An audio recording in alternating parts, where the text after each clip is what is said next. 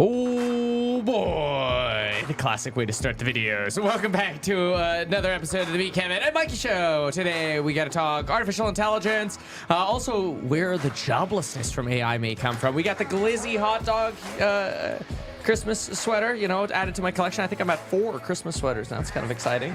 Pretty good. We've got some updates regarding what's going on in the Red Sea, automotive updates, China. Oh, quick note on China. China's already starting to follow the market in the U.S. down. We had a little bit of a hiccup after we hit RSI 81 on the SPY this morning, which at ehack.com and during the morning live stream we were talking about, I don't know, man, RSI at 81, we're probably going to see a pullback. Sure enough, we did going into the close, partly related to zero-day options at the 47.55 level on the S&P 500, as well as just the fact that algos hate an RSI over 80 especially. That happens very rarely.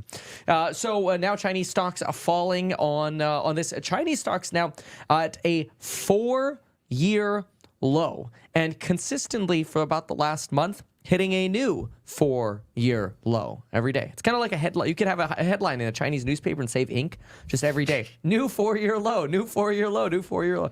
Pretty wild. China's just going poopy doopy. When's China going to recover, man? Are we investing in China yet? Are we going to China? When are we going to China? We'll go to, yeah. Nixon went to China. We could go to China.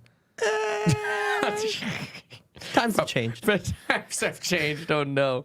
So anyway, the treasury yields did fall a little bit, and we did something. Well, I'm messing with something that I think is really cool. I just put my favorite little symbols that I keep checking on sort of like a daily basis at the top of eHack. Christian, you could share this. Look at that. I put a little bar at the top and integrated. We got like Tesla, Enphase, Bitcoin. I put global oil for Brent because people say Brent and they don't understand what it is. You know, the Qs. So it's kind of cool, and it's just sort of like we got a ticker now at eHack, which is cool. And if you haven't seen yet, the SF Fed is retweeting themselves.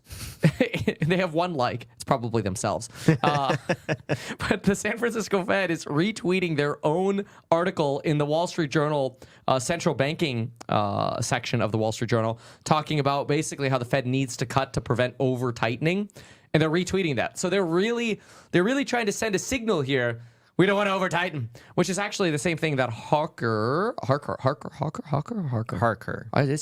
And Yeah, that's what it says. Harker, that's what it says. But now I trust eHack. It says Harker. Yeah, that's true. now I'm wondering if it should have been Hawker. And to see how I'll fact check that. But anyway, so he is not a voting member in 2024. Did I get it right or wrong? You got it right. Okay, I got it right. Okay, good. He is not a voting member next year. He has been a voting member this year. And he's suggesting that, yeah, we even though we might not have to raise or lower rates right now, it is important that we start to move rates down. Remember, the more they hold, the more inflation drops, the more tight they become by doing nothing. So doing nothing actually is tightening on a daily basis, whereas by reducing, you're actually potentially just staying at the same level of tightness, which is weird to think about that.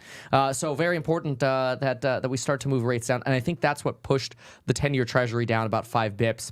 I got to fix my 10-year bond deal. That's the only little ticker that's not showing here because I love looking at that all the time. You're going to get the 5-year break evens up here as well. But anyway, 10-year sitting right about 3.86 now. So what do we got, Mikey? What are you seeing out there? You know, we could definitely use more eggplant emojis on eHack.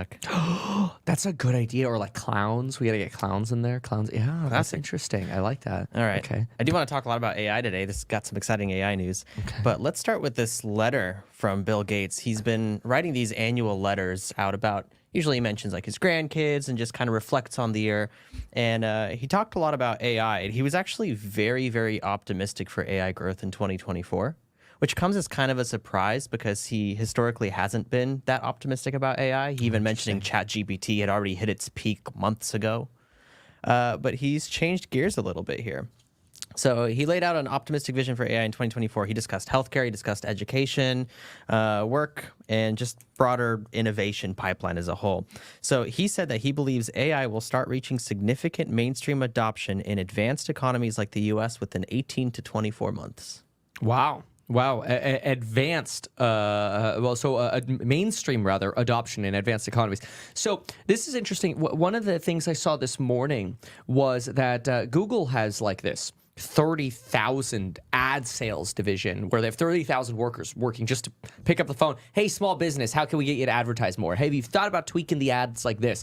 Twitter is actually doing this a lot right now, especially because, well, X is trying to ramp up for the political cycle. It's a huge political spending cycle. Elon Musk just unbanned political ads on X, which Jack Dorsey had banned because they wanted to remove politics from Twitter, even though we knew it was basically the mouthpiece for one side. Now, Elon's like, we need to profit from the political ads. Get some Mike Pillow in here. Come on, baby. You know, dude, Mike Pillow alone, that My Pillow guy, he could probably just float X in ad spending alone with how much that guy advertises.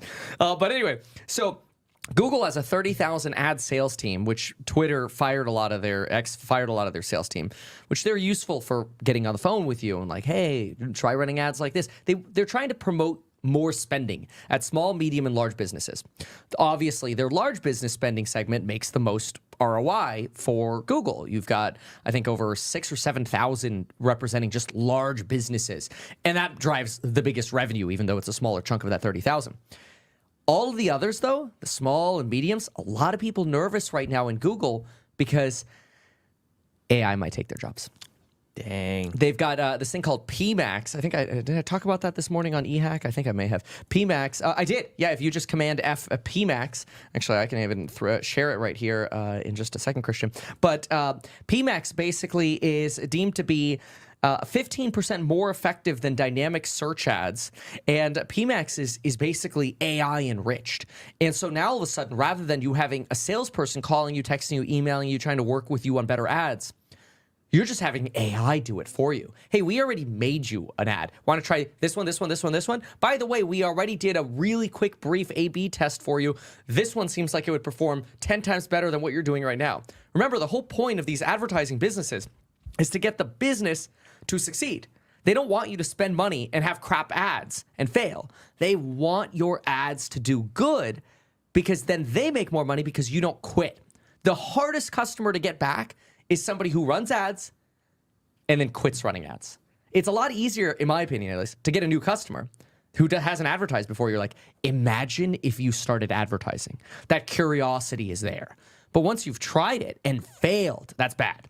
If AI takes thousands of jobs at Google just in that advertising department, imagine what's next in the next 18 to 24 months. I think you might be onto something with this Bill Gates letter, and the Fed might be realizing it too. The more I think about this out loud, it's like the Fed could be like, holy crap, we could have joblessness solely because of the AI transition. Yeah. Massively deflationary. In the short term, I think new jobs are going to come from that too. You're going to need people communicating with the AI, asking the right questions, filtering the data.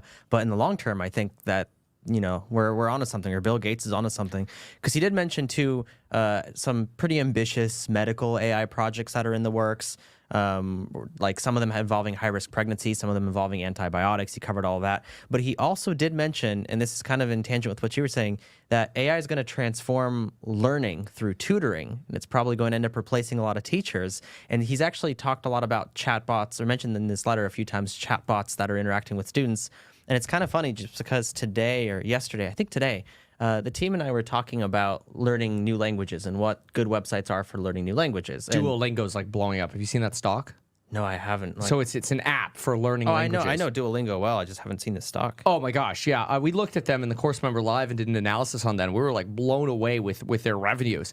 I don't invest in them, but they're amazing in terms of what they're doing. They're up like 230% year to date. Wow. They IPO'd when they IPO.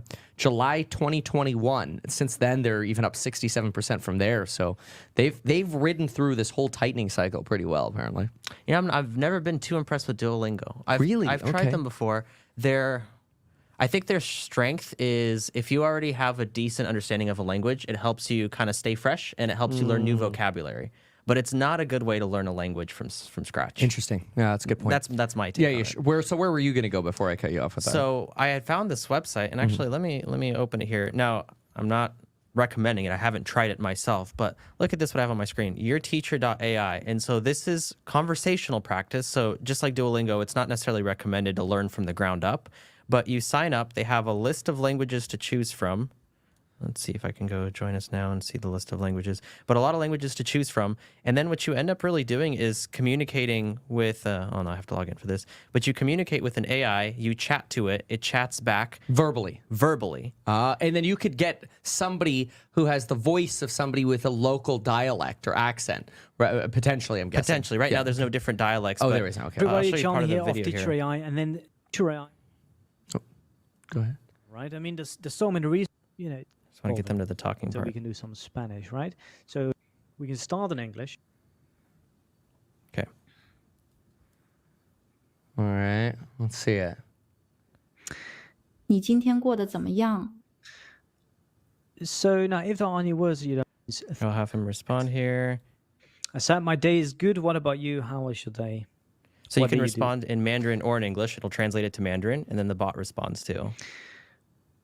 And then you can just have that conversation, just like you're Then you have talking to to a. click play. There you go. 你今天有遇到什么好玩的事情吗？ So, So it's just really cool that like this is the learning how to speak a language, like the speaking portion I've always found to be the hardest part, because you could study grammar, you can chat with other people What's online. that called? This is yourteacher.ai. Your teacher.ai. That is interesting. I mean, using the language models to converse with even in different languages, I don't think that's particularly hard. But trying to actually know how to speak it and have the right dialect and pronunciations and enunciations, especially some of these foreign languages where the way you enunciate is like a totally different meaning for words that look or are spelled exactly the same way. In Mandarin they have 4 different tones. Cantonese has 6 different tones. See, I don't know any of that kind of stuff, but like if you actually talk to an AI and it's actually pretty good, that's fascinating. That's really, really cool. So so what did Bill Gates, like his conclusion? I mean, is it just like all in on a Tesla or what? All on a Tesla shorts? He's still short. On Tesla, really? Yeah, he's like, at least I believe he is. He's the it's just a valuation thing, but he's Mr. like ESG. So people are like, come on, this is the company doing the most in America for the environment, and you're short Tesla. Like, what's your problem? Kind of unwise in my opinion. Yeah. So once Tesla breaks that 258, man, I'm waiting for that. But his take overall, he doesn't think that it's going to result in joblessness. He thinks it's going to result in augmented jobs. Okay, so basically making people more productive. I mean, that was Exactly. That was really the first thesis that everybody had regarding AI was that, it's just going to make us all more productive. But I mean, with that Google example, you might just straight up take 30,000 people and go, we only need 5,000 now. That could happen in a lot of different places quickly. I kind of worry about that too, because you go back, maybe not quite a century, but you go back to the 60s when people are talking about like robots taking over and automating everything. And the belief then, like what we were saying is, oh, this is going to help everyone. This is going to take our work week from 5 days and 40 hours, and we're only going to have to work for 2 days and 10 hours and that kind of thing, right? Right. And obviously that's not what happened, is that efficiency ended up consolidating, so to speak, at the top. Like corporations benefited, but the average employee, like we didn't necessarily like share the wealth across the country. You know what I mean? The capitalists take the money. That's how the system ends up working. So same with this. Like I don't necessarily foresee Bill Gates' prediction that it's going to make every job easier. I think it's, like you said, it's just going to replace a lot of jobs in the long run. In certain areas. Yeah, that is interesting. So, okay, Gates is focused on how AI can offer every child an equal chance to survive and thrive. I do agree with that part. Like for the tutoring part you mentioned, one thing I think is interesting here is tutors are expensive.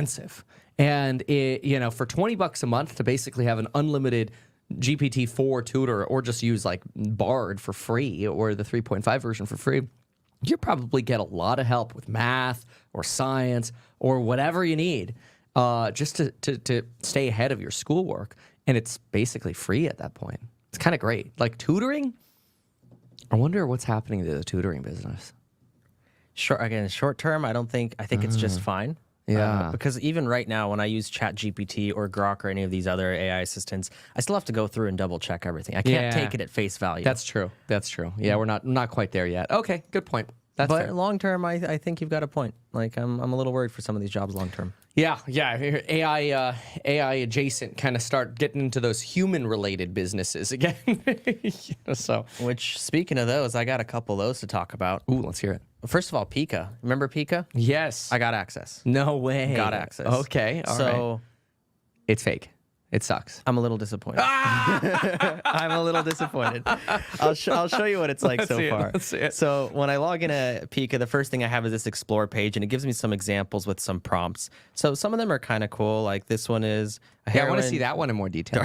dark fantasy, photogrammetry. I don't know what that means. Smooth movements, and you mouse over, and it shows you little 3-second animation. And you can take any of these animations and expand on them. This one is cinematic medium shot of the wise goddess Athena dressed in flowing white robes, standing beside the male Greek god. They exchange a knowing glance, hinting at the shared wisdom, mythological drama, soft lighting, 4K sharp, blah, blah, blah, blah. And you mouse over, and it looks pretty good. It's pretty realistic.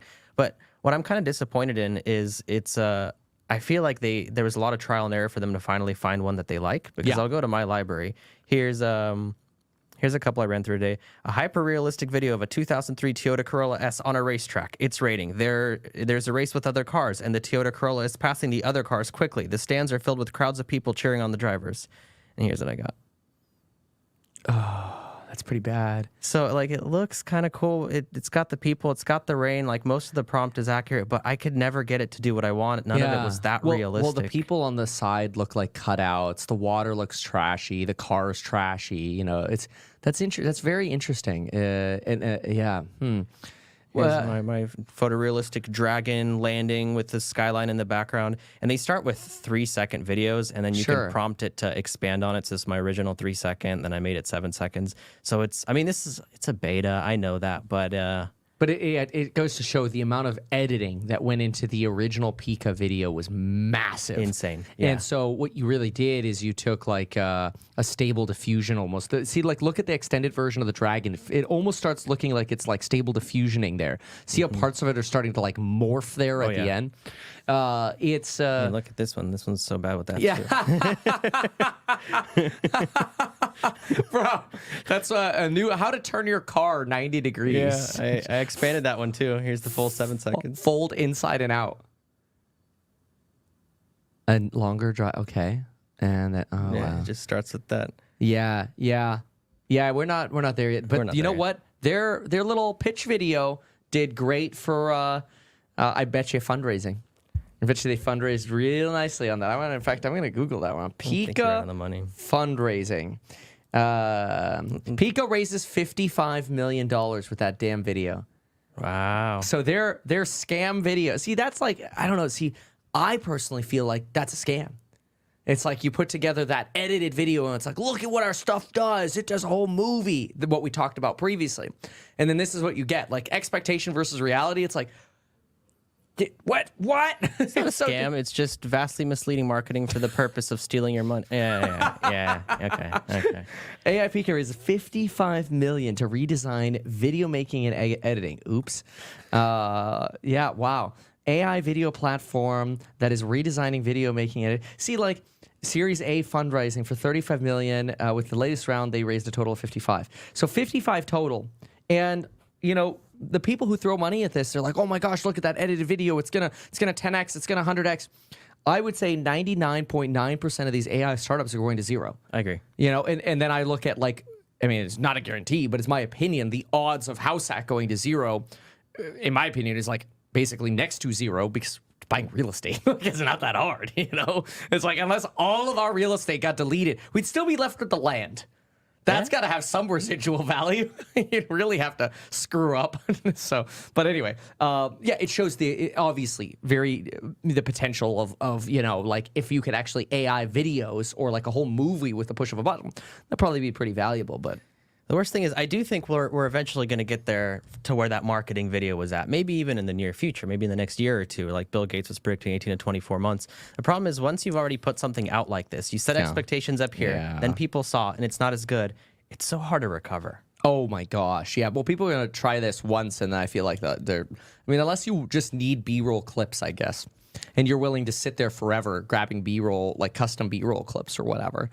That could work, but this is like, I guess, what Bill Gates said. It's a supplement. You know, if you're an editor, you're like, I really need a B-roll of like a fancy, you know, an orange falling off a tree or something like that, and that. morphing the whole way down. Do you remember the game No Man's Sky?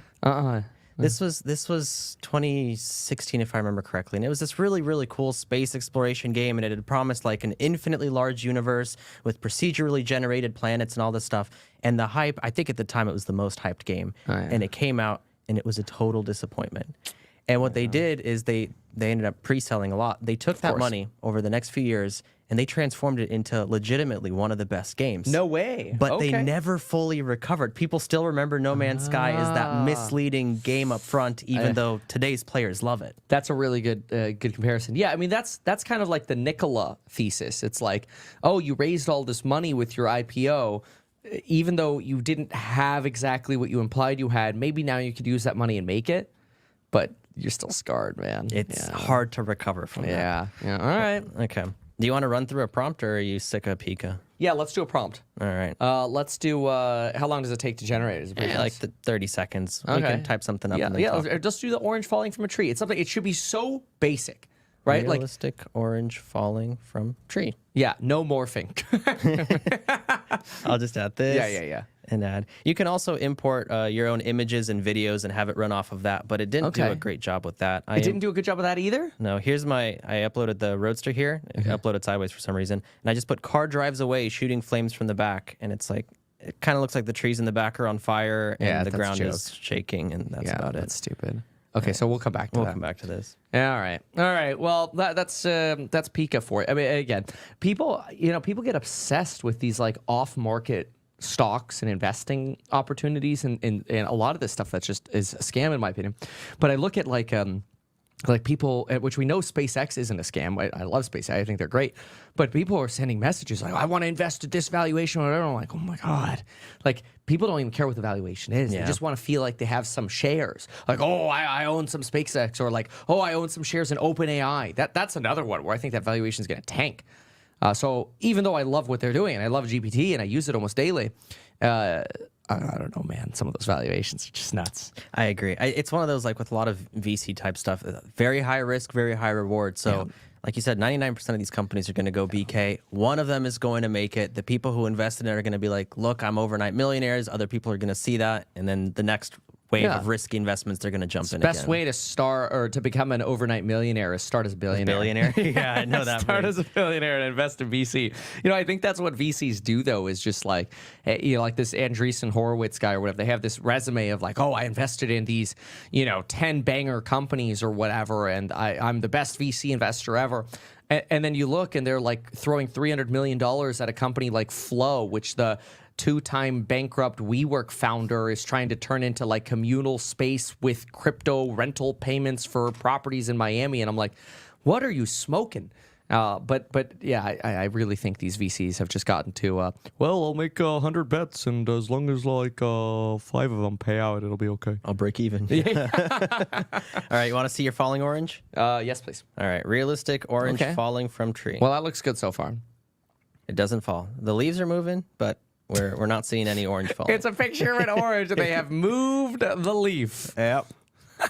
Invest in Pika. $55 million later, we have made the leaf move. Which, I mean, I feel like I could do that in Photoshop, like cut out the leaf and then just like with my mouse shake it a little. I'll be keeping an eye on these guys. If they make some improvements, I'll bring them up again. Yeah, let me know when that orange falls. Yeah. Okay. So there was a really cool one, though, that I saw with these, just while we're talking about these more creative AIs, is there's this one called Suno, which Microsoft just actually integrated into Bing. So you can use Suno, like, don't sue me, bro. Like, Suno. funny. Yeah, Suno. And this is into the, you know how Microsoft has Copilot? Yeah. Not the GitHub Copilot, but the AI assistant Copilot. So they have that, and you can basically turn prompts into AI-generated music. And I've been playing with it today, and this one's actually really cool. Really? Okay. I actually really think it's cool. All right, let's see it. So you have limited uses, but if you go to the Suno website, it lets you try way more. And so that's what I've been doing. It runs on credit. So after I end up using up all my credits, I'm probably going to have to pay them and try some more. But I saved a little bit of credit so we can do one together. Okay. Go create. Now you can go custom mode here, and you can type in the lyrics, the style of music, and the title of the song. But I'm just going to go... Go to here. Maybe tab away for a sec, Christian, and then can you go to the buy the dip lyrics? just copy that transcript from the Buy the Dip video on YouTube probably. So YouTube, and then Meet Kevin Buy the Dip. Let's grab the transcript, and which they've moved where the transcript is now. Let's put that in. See if they can re-engineer the music of. Dude, the transcript is just Russian. Oh no, no! What? Well, do it in Russian. It's mostly just says music, music, music. Oh, this is no fun. Meet Kevin Buy the Dip lyrics. Yeah, is that the Dylan Locke, the video? Oh, you're right. It's just Russian. It's Russian, right? Russian. I don't know why it did that. We've been hacked by Russians. Yeah, you're right. Okay, whatever. Then this just feed it a prompt maybe and go, oh man, I just lost lots of money. I mean, Buy the Dip, push it. I know all the lyrics off the top of my head. There you go. All right, let's do it. Oh man, your boy Kevin just lost lots of money, but it's okay because I'm with you. And I'll add parentheses with you. And then, I hit create already. Oh wait, no, this is song. I want to go custom. Go this. Okay. Buy the Dip. Buy the Dip. Here we go. Buy the Dip. Come on. Push it. You know Buy better the than dip. Buy the dip. And then we'll do style of music. Did you say like pop? Dance, EDM? Dance, yeah. Dance music. They're like EDM, yeah, exactly. And then title, it'll be Buy the Dip. Buy the Dip. All right. Let's see what we get. So, okay, so this is Microsoft, you said, right? This is Microsoft just adapted this into their Copilot, but this is its own thing called Suno. Right. It makes sense because artists are always like suing each other for royalties. So Suno, yeah. Hey, will you actually tab out for a second here? Yeah. So what I did is I accidentally hit generate on the last one when I typed in all those lyrics. And, okay. All right. No worries. Yeah. Either way, whichever one plays, we'll let me know when you have it.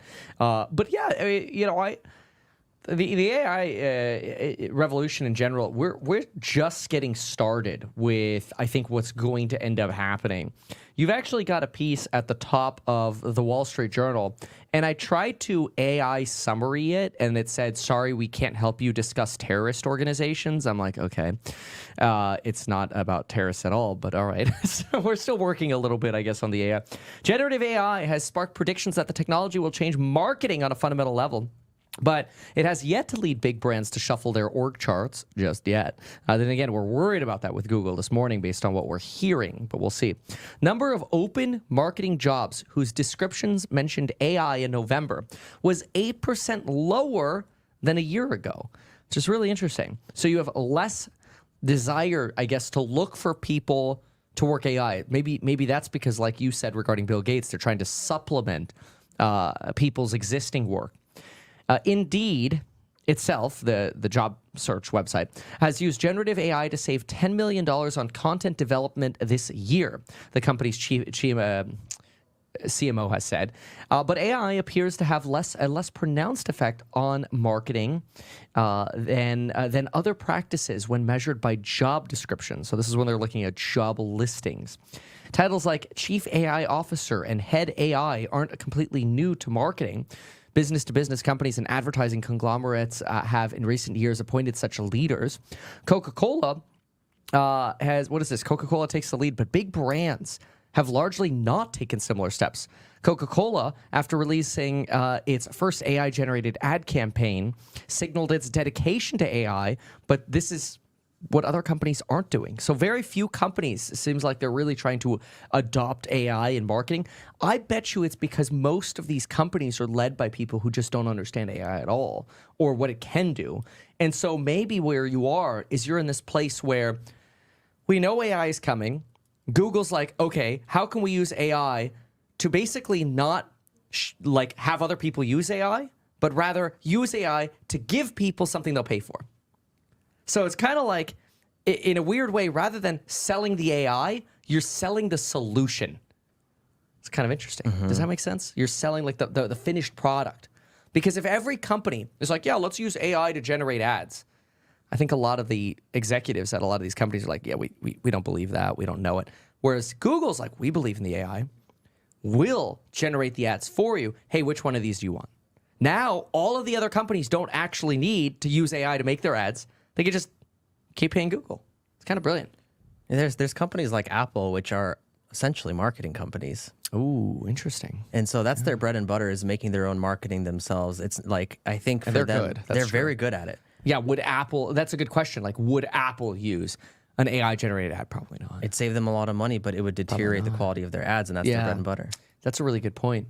Yeah, then you wonder, it's like, okay, like how many different variations of ads do I need? I guess where it would be useful is if AI could just auto run A/B tests for you and test, because like if you could have a bot sitting there 24/7 making tiny variations to ads and A/B testing rather than manually doing that, like setting up the A/B tests and then, 20 iterations of that rather than a human doing that. If AI could do that for you, that's a game changer.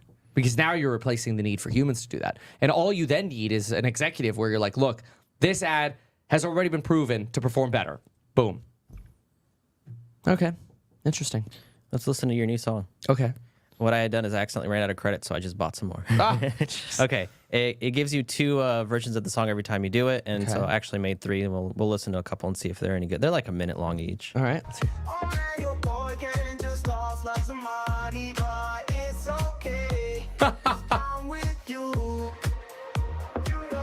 That's pretty wild.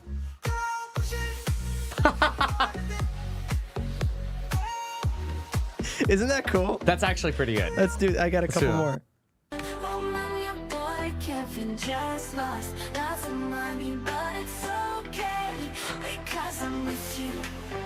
Wow.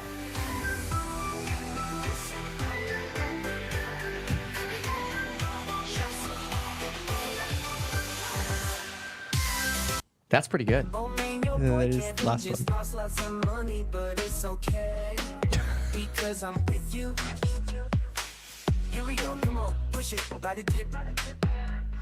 That's pretty good, dude. I'm stoked on this. That's actually really good. That's very, very, very good. I like that. I didn't like filter through them. I just did 3 at random, played all 3 of them. That's what we amazing. got. Yeah. All 3 of those actually pretty good. Yeah. Yeah. Wow. Wow. I did it with rock music, metal music, hip hop. It does all of it. Oh, that's impressive. Pika, not so much.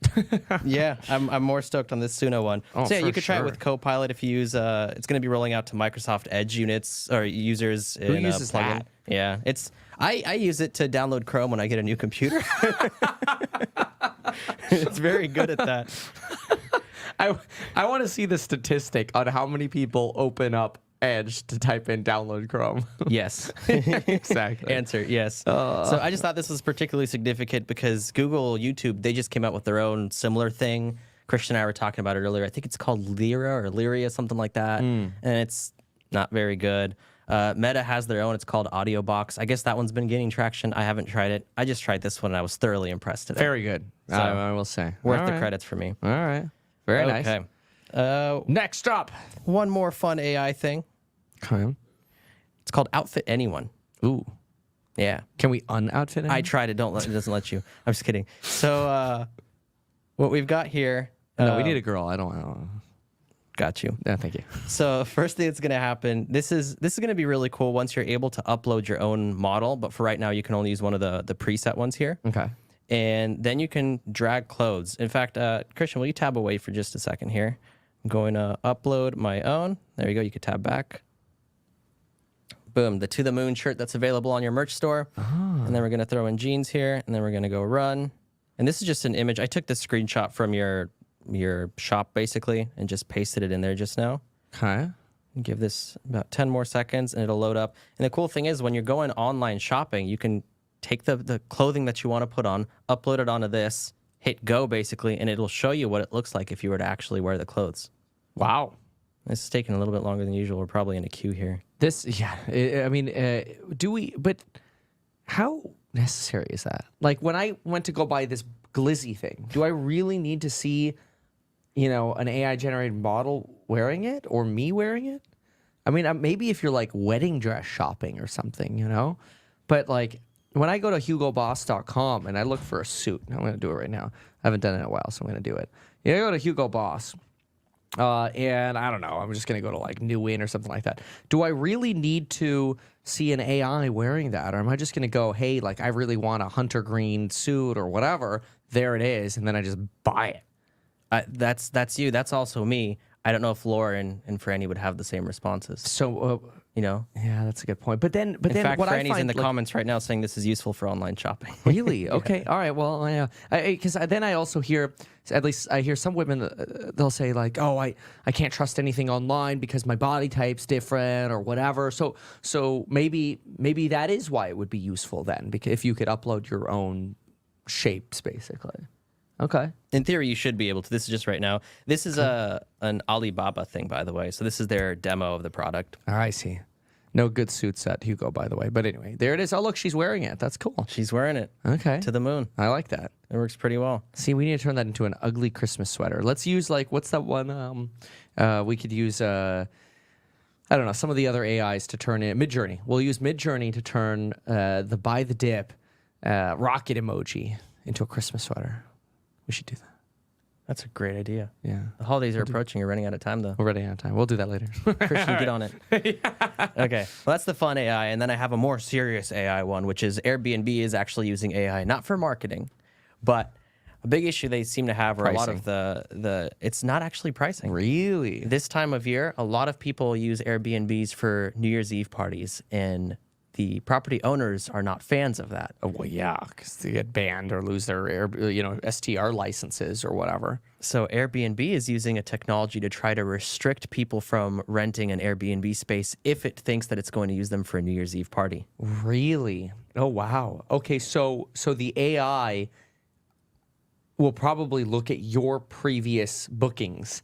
And it's like, they did 5 previous New Year's Eve parties before, or in the review, had a great New Year's Eve party. They'll look at those. They'll look at how short notice you booked the party, how far away it is from where you live. I don't know why, but that was mentioned on there. So apparently they used this last year, and they stopped thousands of potential bookings. Interesting. I know, that feels like intrusive. Like, I'd be pissed if I'm like, I want to rent an Airbnb, and then some AI is like, you can't because we think you're going to party. I'm like, bro, get out of my life. I don't really like Airbnb. I think Airbnb most of the time is horrible quality, very little quality control. Like what's pictured is almost always different from what's there.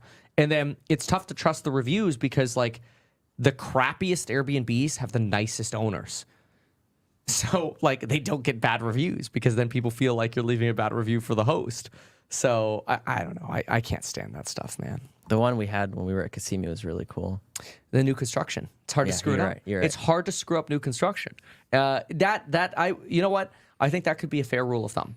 If you want to guarantee better quality, something that doesn't smell like smoke or crap or cockroaches or it's dirty or it's nasty or things are broken or whatever, get the newest potential property you can. Don't buy it. Don't Airbnb the like 1950 stuff. Yeah. We did also Airbnb an older construction. We were in Florida, and we did have issues with cockroaches and a lot of other stuff. Yeah, I didn't want to mention that. Yeah. Well, But yes, it's the truth, though. That was Like, my memory. It's true. That was in like, was it Tampa? It was the Tampa area. Yeah. 'cause Yes, it was. Yes, it was. What's his name? Didn't want to fly anymore.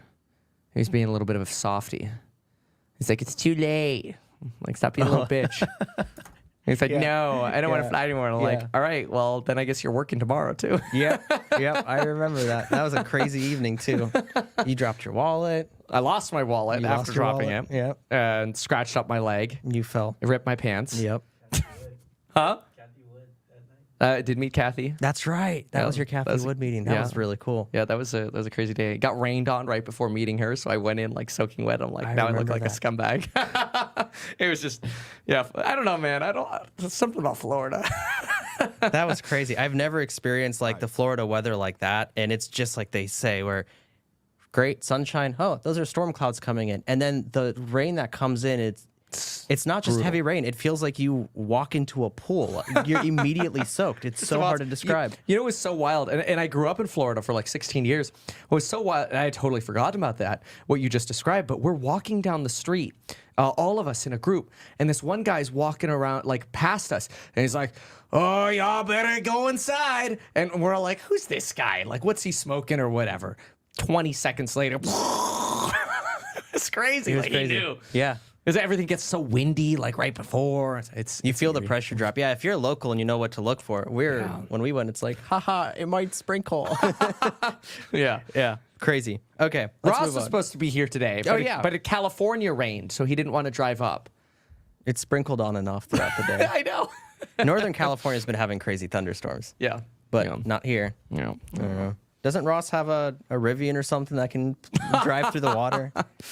Oh. All right. What else? Let's react to Patrick but David. Oh, Patrick. What has Patrick got? So this is a piece called "Manipulating Laws to Keep Trump Out," and this has to do with the Colorado decision to remove him from his ballots. What Patrick says. Well, it looks like he's about to start speaking. So we'll see. All right. I'm interested All to right, see. Donald Trump banned from Colorado ballot in Yeah, a we know. historic ruling by state Supreme Court. The Colorado Supreme Court, in a landmark decision, declared that Trump is disqualified from holding the office of president under Section 3 of the 14th Amendment, marking the first ever use of this provision to disqualify a president candidate. The ruling was made in a 4-3 decision by the court's justices, all of whom were appointed by by Democratic governors. Weird. The court overturned a district court judge's ruling that Trump incited an insurrection, but questioned whether the provision applied to the presidency. However, the Colorado go to Supreme Court discussion. disagreed. Let's go to discussion. So One they did mention like, oh, weird the that the land. Democrat appointed ones voted to, remove Trump, but isn't it just as weird that any Republican elected one would have said no? Like the people are just playing party lines. That was. So And you're right. Do you want to hear everyone's opinions or just Patrick but David's opinion? Let's hear some opinions. Trump to acknowledge how Let's start from here. quite simple. You don't have to like Trump to acknowledge how scary this is. I don't like your opinion, so I'm going to do everything in my power to censor you. Okay, I don't want to hear hers Do you- anymore. It's gonna be someone else. That was terrible. She's basically saying that it's a very slippery slope. Like we're starting with this now, and what's next? No, and I get that, but like it is the point of judges. Like, and I want to be very clear about this. I believe voters should decide on Trump because it is going to create way more divisiveness to prevent him from actually running. But judges are supposed to determine their opinion on whether laws are broken or not. And that's what these judges did. That's not a slippery slope. That's judges Doing judge stuff. doing judge stuff. Like they're doing their job. Let's put it this way. People might not agree that Trump participated in an insurrection.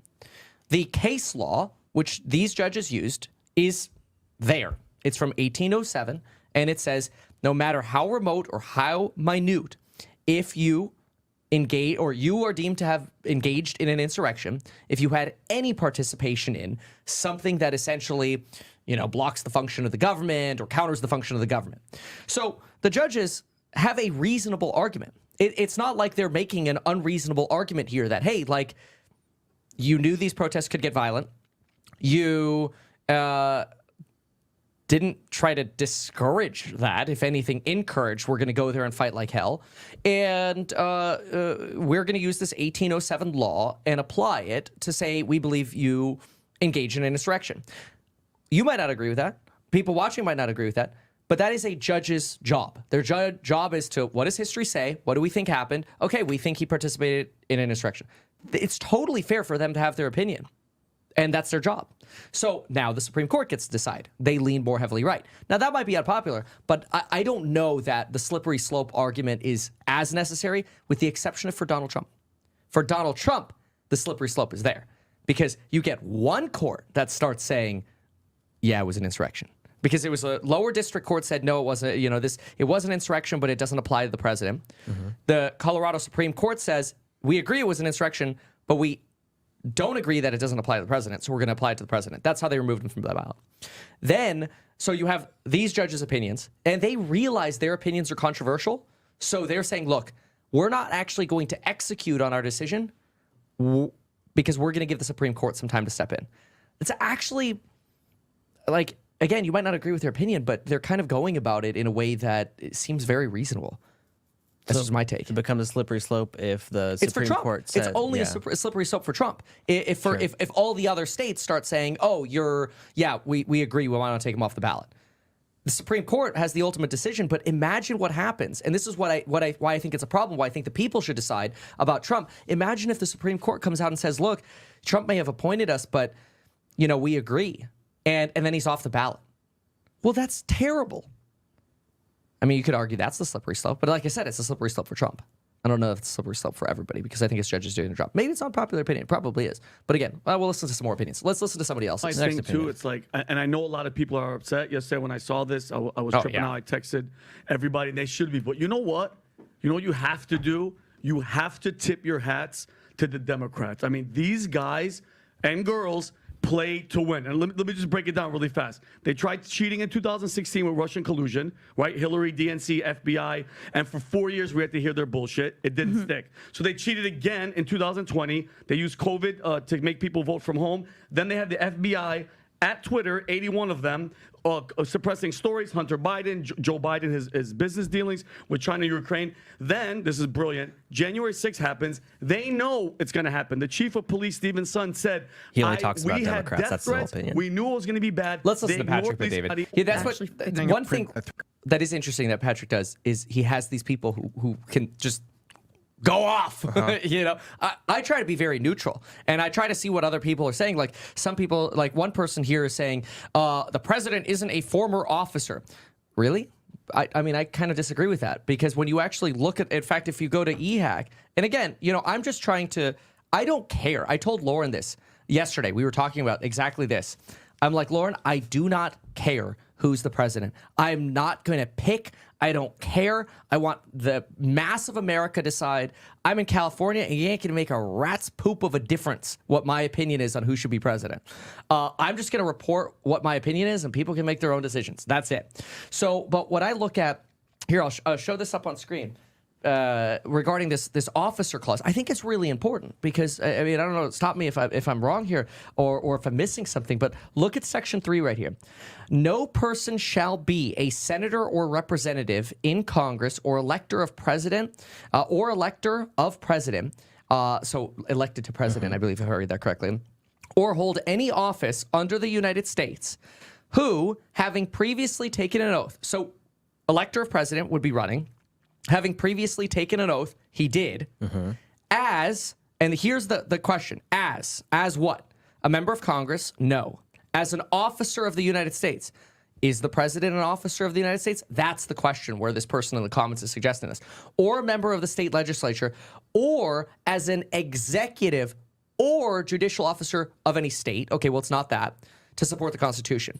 So the one line that affects Trump would be, or as an officer of the United States. So the Supreme Court potentially has to decide, is the president an officer of the United States? And this is where some make the argument, how is he not? Yeah. Like, how is your local county sheriff an officer, but the president isn't? So that's going to be really interesting. Yeah, that's going to be really interesting. I agree with that. It's hard for me to make the argument that he's not an officer. He's like the officer of the United States. Yeah. You're the commander in chief. Yeah. Like, is that not an officer? I find that hard. I think it is a much better argument for people to say. And again, it's very difficult in politics to be unbiased. I just every day I try my best. I think it's up to the people to decide. But B, the better argument is, well, what Trump did was not an insurrection. Like, if you want to know the weak part of the case, in my opinion, is the judges didn't put anywhere in their case that I saw that Donald Trump said, go peacefully protest. That missing aspect, I think, is actually a good defense for Trump, which wasn't in there. McKay's off screen, but he was asking what happens if we write in Trump's name. You could still write in a president's name just because they're not in the ballot. Yeah, I mean, but then we also have to look at just the practicality, right? Like, does a write-in candidate ever win? No. But then again, is a write-in candidate ever as popular as Trump? Also no. Also no. So that's a toughie. I don't think that would ever fly if he wasn't on the ballot. But I do think you risk, like, legitimately, I think you potentially risk civil war if he's not on the ballot. That's why I see people, and yesterday on Twitter, because I'm like, just let the people decide. People on Twitter are like, well, we should enforce the law. I agree with both of these things. The problem is, specifically with Trump, the amount of damage that happens to our country if he's not on the ballot and the people don't decide, I think way outweighs, trying to trust any judge's opinion. Just let him be on the freaking ballot. Just let him win or lose like a man. Let the people decide. That's just my take. But anyway, so we'll keep going. I want to hear Patrick's opinion because the screamer guy isn't helping me. Who's this guy? What does he have to say? Let's see what it is. I don't remember. The blonde lady, it was boring. Colorado State Supreme Court is one of the liberal and politicized state Supreme Courts in the nation. And yet they were only able to squeak out a 4-3 decision. That's actually his whole point, is that they barely made it by. But PBD does touch on a lot of what you had mentioned. So let's get to his This opinion. is fantastic because there's certain enemies you don't make it this obvious that you're willing to get this dirty to do it. And Democrats are saying we're willing to do anything and everything to prevent this guy from running. It shows insecurity. It shows fears. It shows lack of confidence. It shows gamesmanship. It shows so many different things. You don't have to be a fan of this guy to. You can hate Trump and say, dude, this is a little bit weird. By the way, to know this isn't the first time this has happened. In 1860, when Lincoln was running, he was running against a Democrat. And guess what happened in 1860? 10 states Lincoln wasn't on the ballot on. 10 states who were pro-slavery states. They were afraid of what Lincoln was going to do. The Democrats in 1860 were like, oh, shit. If this guy wins, do you go ahead and open this and read this up. Open it up. If you can just zoom in a little bit, Rob. 1860 U.S. election, on Tuesday, in a four-way contest, Republican ticket, Abraham Lincoln and Hannibal Hamlin absent from the ballot in 10 slave states. 10 slave states. So I can't win a state, slave state, blue state, slave state. You know what I'm saying? Slave state. Won a national popular, and then next thing you know, they end up destroying the entire thing, becoming president. Look what the score ends up being. 303 to what? 152. Wow. Can you go a little bit to the right, Rob? 303 members of the electoral, 152, 82% they end up winning. They are so scared of something like this happening. And in his defense, the Civil War started like the very next year after this. Yeah. They are fearing the results of what could potentially end up taking place here. So you think he chose him? So you think he chose wisely? I don't know what they're doing. From the standpoint of when you're trying to beat somebody, when you're willing to cheat to beat them, you're showing the public your cards too much. But it's like they're not embarrassed. I mean, I want to pause there. We have to remember there are two realities here that they could be independently true, or there could be a blur together of both of them. And Mikey, correct me if I'm wrong about this, but is it not true that there is at least a possibility that A, the judges hate Trump and will cheat to keep Trump off the ballot? That's a possibility. And B possibility is they're just trying to do their job. They think he committed a crime and don't think he should be on the ballot because he committed a crime. And the historical and contextual evidence of, well, actually just what the Constitution says he shouldn't be on, and they're just doing their job. Like, independently, is it possible that the judges are just 100% rigged against Trump because they hate his guts? It's theoretically possible. Yeah. So it's theoretically possible that it's 100% they hate Trump. Yeah. Is it also theoretically possible that they're just 100% doing their job? Yes. And then the reality is probably somewhere mixed in the middle. Yeah. I mean, the job of someone who's a justice is everyone's going to have biases, and your job is to remove that and do what's best for the country and follow specifically what's best for the Constitution. Like to read the Constitution and go, this is what it says, this is my take on it. So, yeah, they're all going to have biases. It's possible the answer's in the middle, which is my unbiased, my objective opinion is that the Constitution says this, and so this must be applied. Yes, that's what I was hoping for, right? Yeah, but exactly. As long as that's not what's affecting your decision. Right, exactly. It's kind of like, did you buy Tesla stock and then you only listen to bullish things because you're biased because you own Tesla stock, or did you study and research and understand the bullish things, then buy Tesla, and then use your knowledge and research to defend why bullish things are more salient than negative things? So, but then, of course, it's hard to explain that because if, like, you have the D label as a judge, you're biased. If you have Tesla stock, you're biased for the stock. But it may have come from an unbiased place. So far, there is zero of providing that alternative perspective from Patrick Bet David here. And I think that's probably because their audience absolutely hates Democrats. Yeah, they do. They're not fans. Yeah. So anyway, all right. I do wish they had like one token Democrat over here. Yeah, Even if exactly. they get yelled at every single time. Yes. Like it would be very nice to have that opposition. Yeah, here. that's true. Yeah. Okay. All right. Let's keep going. We can play a little bit more. Yeah. here. Yeah. Please. Just try hiding it from anybody. But this is in no playbook is this a good strategy. Exactly. I want to see this at the Supreme Court because this decision will corner Kagan and Sotomayor because they are very big on voting rights and liberal broad access to vote. They are huge on it. And it will force those two women to, if you want to, they may say, well, I'll vote no because it's going to pass 6-3 anyway because of, Comey Bryant and everybody else that's there, and Gorsuch, the Supreme Court, John Roberts is going to carry it. I want to see how they vote on it because Kagan, in particular, is very concerned. She always has been about retaliatory justice. It's a good point. He's suggesting, hey, it'll be really interesting to see where the heads of the left-leaning justices are. Does PBD say anything else? I think he talked a little bit more, but no, maybe he didn't. That part at the beginning was what I wanted to do. The Vivek thing? You know what's so funny about that? Dude, I think he basically, I was going to tweet this, but I'm like, man, if I tweet this, the amount of hate I'm going to get is so high.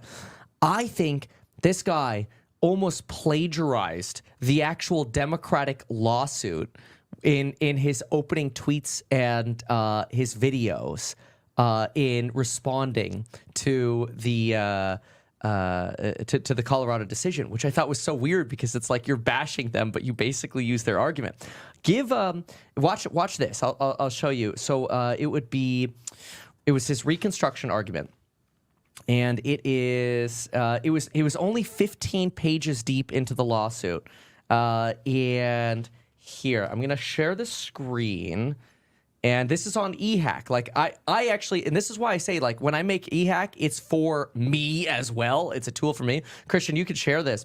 Whenever it comes up, I don't know. Is the HMI coming up? No, not coming up. I screwed it up. Anyway, I went to eHack to pull up this document because it's so convenient. Oh, there we go. So convenient for me to pull it up. All I did, just so you see my workflow, is I went to eHack.com, typed in Colorado in the find feature, and there we go. Supreme Court ruling, full document. Boom, I'm in it. Like, that's a time saver right there. This should be called Time Hack. But anyway, watch this, okay? And it's not word for word. But look at this. You only had to get 15 pages in to the lawsuit. And what does it say? Reconstruction ushered in the 14th Amendment, which includes Section 3, a provision addressing what to do with those individuals who held positions of political power before the war, fought on the side of the Confederacy, and then sought to return to those positions. The key words I want you to remember here are Reconstruction ushered in the 14th, Section 3 being a provision, which you could have said anything. You could have said a part, a paragraph, a sentence, or whatever. But he said a provision. So Reconstruction ushers in, 14th Amendment, provision, and the history on the Confederacy. It makes Vivek sound really, really smart and brilliant when he brings it up. But it's literally from just page 15 on a 213-page lawsuit. See if we can play Vivek. That's a bad picture of him. Play it. People watch what Vivek had to say. Go ahead. COVID. They have just tried to bar President Trump from the Colorado ballot using an unconstitutional maneuver that is a bastardization of the 14th Amendment to our U.S. Constitution. This was a provision, Section 3, that was designed to bar Confederate members, people who switched to the Confederacy, from actually being able to serve. That's very different than what's at issue here, to say the least. This is he's trying to skip over the citations, not say bracket 165, right? Like all the little citations on the thing. Yeah, it's like footnotes. By the way, I got that straight from the Democratic justices who wrote the ruling. I'm like, bro, you straight plagiarized it from the people that you're bashing. Now, of course, he's arguing that, oh, well, this is a bastardization. Then conveniently skips over how it's a bastardization. I mean, like, the law is there for a reason. If you, again, we saw that on eHack, we saw it very clearly. It's right here. We can throw it up again on screen, Christian, right here. No person shall basically be an elector of president who has previously taken an oath as an officer and then engaged in insurrection. That is the debate. That's the debate. And again, I'm not taking a position. I'm just saying that's what needs to be fought. Not that these Democratic justices believed that Donald Trump engaged in insurrection. It is now up to the Supreme Court to decide, do we believe Donald Trump engaged in insurrection, or do we let the people make that decision? Obviously, I side with the idea of the people, but I think all of that's very interesting. Anything else from Patrick Bet-David? We can skip most of the that's debate all stuff. for PBD. That was it? See, look at that. What is that, a 14-minute video? Yeah, we played a fraction of it, but yeah. But out of a 14-minute video, Patrick Bet-David read the news article and then said, the Democrats are having to stoop low to cheat here. And then other people gave their rant about it. Yeah. So very little Patrick Bet-David. That's really I find that so interesting about how he does that, because it keeps him out of the line of fire. Because how could you dislike Patrick Bet-David? He didn't say anything you disagreed with. It's a very interesting strategy. We need like 5 people in here that could just say all the stupid shit. So I could be like, Fed kept rates stable today. And then one person's like, makes a they're PP dumb. joke. Yeah. Yeah, there's so much deflation. They're stupid. And then somebody else on the other side, no, we're going to plummet. We're going to have hyperinflation. And then you just said, all right, next topic. That's kind of what I like. Come on, Patrick. I want like his opinion. No, most of the stuff that I see by him, he'll give like the final statement at the very end. He'll introduce at the beginning. It's smart. But yeah, it's his smart. strategy is smart because he doesn't piss anyone off. I'm good at pissing people off. You've done it once or twice, I think. All right. What's next? A little bit of Yemen. Who? Yemen, the Houthis. What? It's actually not Yemen. It's the Houthis. They're not state sanctioned there. But there's just some escalations that I wanted to go over. So it's today. Today's Wednesday. Yeah. So it was today that Houthi leaders warned that they would strike U.S. warships if any Iranian-backed militia was targeted by the U.S. at all. And obviously this is relevant because just this week the United States had formed that little force to watch over the Red Sea and protect commercial vessels. And so, I saw an article about $2.1 million missiles being, I'm trying to find it, missiles to basically shoot down $2,000 drones. And it's kind of like welcome to, I can't find it now, but like, welcome to this new warfare where we're spending a bunch of money on trying to shoot down drones. That, here it is. Political had it. Yeah. Okay, we'll put it up on screen here in a moment. But a $2,000, hold on a sec. There we go. A $2,000 missile. $2 million. Right, thank you for that. A $2 million missile versus a $2,000 drone. Pentagon worried over costs over Houthi attacks. Yeah, no kidding. As American warships rack up kills against Houthi drones and missiles in the Red Sea, Pentagon officials are increasingly worried about the costs. The U.S. Navy has shot down 38 drones and multiple missiles in the Red Sea over the past 2 months. But basically, on Saturday alone, one destroyer intercepted 14 one-way attack drones. And so, theoretically, that could be as much as $28 million. It costs 1,000x their drones, but our GDP is almost exactly 1,000x that of Yemen. Ooh, the great equalizer. That's a good comparison. I like that. Okay. Latest variant is the Block 4. $2.1 million a shot. Did they show what that sucker looks like? Oh, yeah, look at that. MissileDefenseAdvocacy.org. Missile Defense Systems 2. Oh, there it is. Oh, those look sexy. I want one of those. A missile? Yeah. Hey, come on, Second Amendment, bro. Yeah. All right, anyway. Oh, my gosh, look at that. Next generation. 111. Dude, a Patriot missile is $3 million. There it is. SM2, 2.1 millis. Dude, I want to have a menu like that.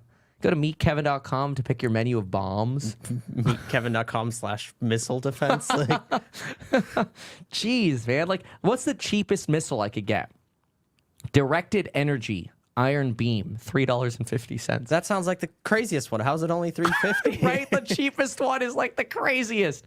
Iron Beam. Israel creates world's first energy-based laser systems that down flying objects at $3.50 per shot. No way.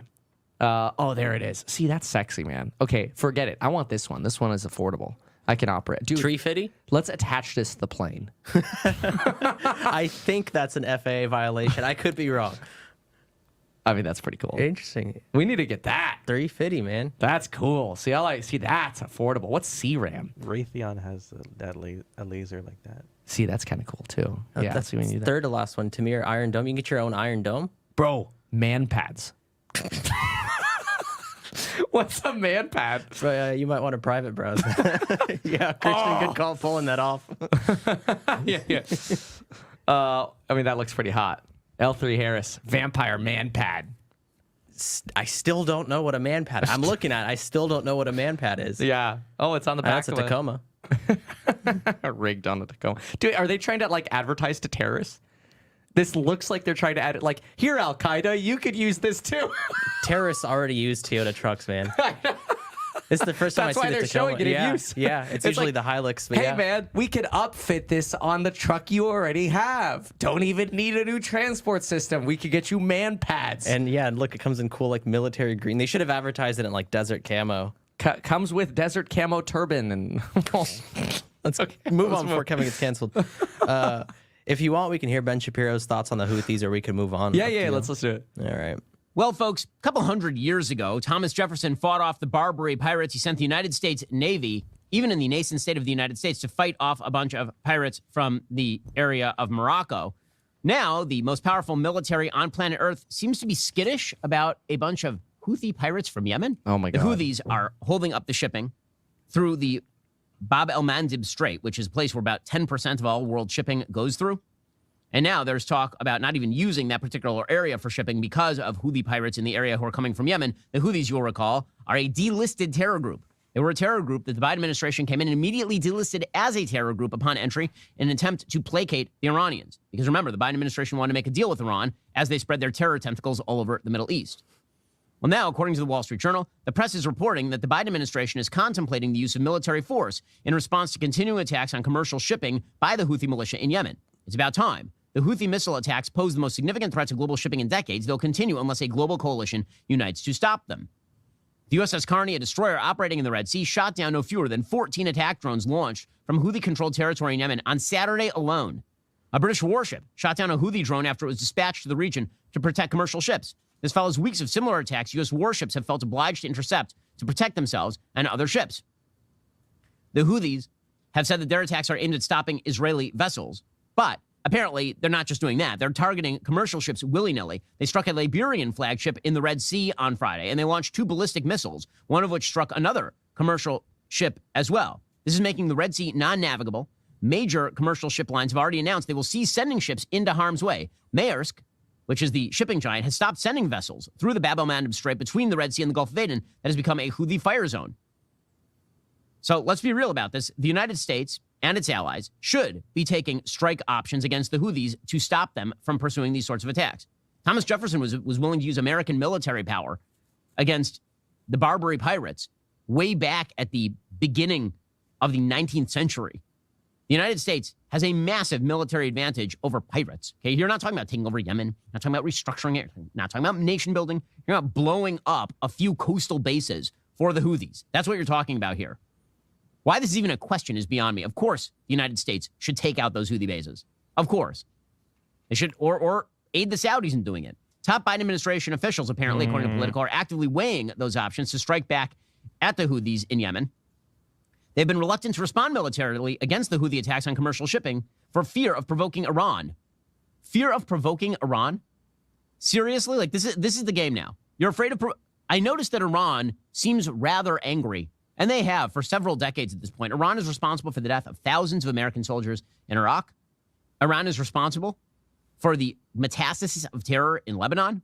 They're responsible for the metastasis of terror in the Gaza Strip. All right, let's start responding to some of this here. So, I mean, I appreciated his intro sort of summary of what's going on. It's worth remembering why the removal of the terrorist label happened. It's because Yemenis people are broke and in poverty and they're starving. And so when you have someone like the Houthis labeled as a terror group, you substantially restrict the ability of food aid to go into a region via the United Nations or otherwise.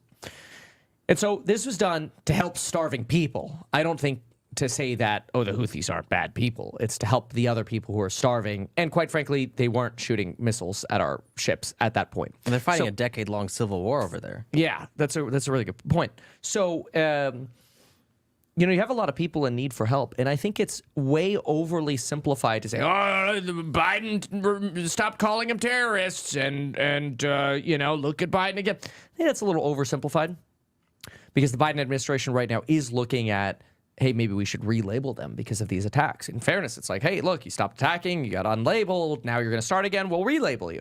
Like, you can, just like that, relabel you. But this idea of absolutely striking on Houthi targets in Yemen, that makes me nervous, because that lights the tinderbox of America going to war in the Middle East again. And so I'm actually surprised by this, but this is like Ben Shapiro war hawking here, like really war hawking. So we're not afraid of anyone. We're just going to go in there and bulldoze everything. Like, I don't think that's a really good idea. I love the idea of $3.50 laser shots shooting down your $2,000 drones. That flips the script again, right? Because then it's the economy with the 1,000x GDP shooting your stuff down for 1,000th of the cost of your stuff. That's what we should be doing. Please send, quite frankly, put like little dinghies out or Toyota Tundras with floaties, you know, and these lasers, and there you go, protected shipping lane. It's fantastic if those, you know, that sort of EMP equipment or directed energy equipment or whatever works in that manner. That's fantastic. That's what we should be focusing on. But starting to bomb the Houthis and setting tomahawks, which then risks collateral damage, then we're turning into basically Israel. Where it's like, well, you know, terrorists are in that building. Yeah, there are also civilians, but they're terrorists there. Okay, America kills 20 civilians and 3 Houthi terrorists with drones we could have shot down for $2 or $3.50, right? That's bad. Because now you potentially enrage, rather than working with Saudi Arabia, you potentially enrage. You have another Arab Spring potentially. And now you really create problems in the Middle East. Big disagreement with Ben Shapiro's take there. Yeah. What do you think? What am I missing here? Yeah, it'd be a type of escalation. We might see like, Hamas, Hezbollah, all these other organizations, the Muslim Brotherhood, they're going to react to this too. We might find out the hard way if Iran has nukes or not. That's a good point. Hey, good news. We got our answer. Bad news. New York is gone. Yeah. So, or just if you nuke that entire region, you're basically stopping shipment from traversing there for a long period of time because of the fallout. Oh, that's true, yeah. Yeah, nobody wants to see anything nuclear, that's for sure. But even just an escalation. I mean, what happens when you light the tinderbox and then all of a sudden Egypt's like, you assholes, you're killing civilians. Now the U.S. is killing civilians here. And then they stop letting aid workers through the Rafah crossing into Israel. Now aid stops, into Palestine. Now aid stops. Now, Egypt gets pissed and starts attacking our U.S. warships. This is such a delicate situation. It's not that easy to go, of course we should. Who cares about being afraid of Iran? Go kill all the Houthis. It's not that easy. I don't know. I don't agree with Shapiro. I don't know. I was hoping to be agreeable with something that both Patrick Bet-David and Shapiro here said. But Patrick Bet-David said nothing because he doesn't want to, light the tinderbox of his comment section. And Ben Shapiro read a script and then decided to go off script and say, we shouldn't be afraid of the Iranians. And we should bomb the crap out of these. I don't know, man. I don't know. That's almost like content for content's sake there.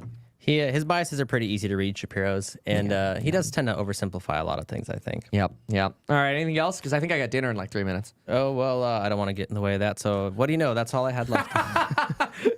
Okay. Drop the beat. Very well. Then we'll catch up the rest tomorrow. Thank you so much for being here, folks. Let me know if you like this, okay? We reacted today to Patrick Bet-David and Shapiro. Did you like that in addition to some Fed talk, AI talk? Let me know what you think about that. Obviously, go to ehack.com to learn more about all my research and stuff that I'm posting over there. Even though I'm a licensed financial advisor, licensed real estate broker, and becoming a stockbroker, this video is neither personalized financial advice nor real estate advice for you. It is not tax, legal, or otherwise personalized advice tailored to you. The video provides generalized perspective, information, and commentary. Any third-party content content I show should not be deemed endorsed by me. This video is not and shall never be deemed reasonably sufficient information for the purpose of evaluating security or investment decision. Any links or promoted products are either paid affiliations or products or services we may benefit from. I also personally operate an actively managed ETF and hold long positions in various securities, potentially including those mentioned in this video. However, I have no relationship to any issuers, nor am I presently acting as a market maker. Thanks so much, folks.